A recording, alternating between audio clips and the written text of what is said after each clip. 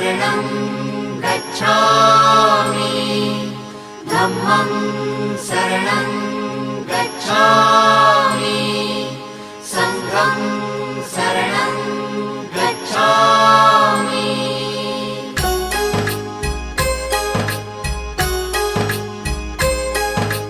बुद्धं शरणं गच्छामि धम्मं शरणं गच्छामि संघं शरणं गच्छामि। त्यागमूर्ती तू शांत चित्त तू योग रूप संसारी